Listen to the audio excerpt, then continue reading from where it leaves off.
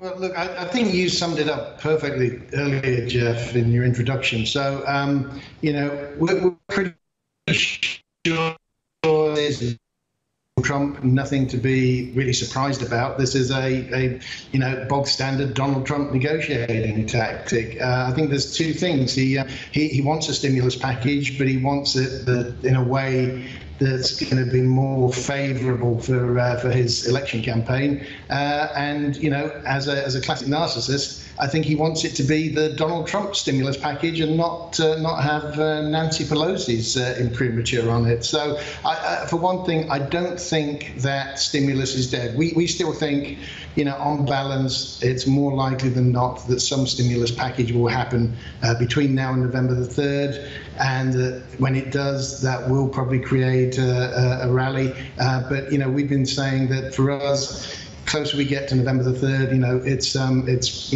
Halloween is really a time to be out of the market, safe, because as Ray Dalio said, it's the lack of clarity, it's the uncertainty that we're going to get from November 3rd onwards.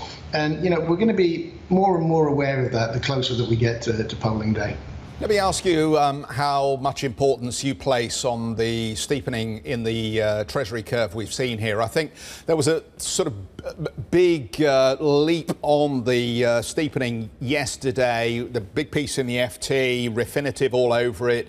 The fact that the 10s to 30s spread seems to be implying that we will get a pickup in inflation here, which obviously has consequences for lots of different asset classes. But do you believe in the signals the market's sending?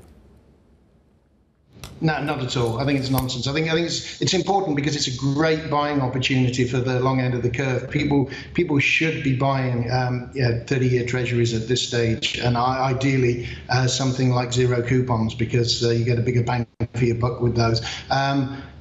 All the rationale that are being given for steepening, actually, they don't make any economic sense. They don't fit in with the financial system that we have.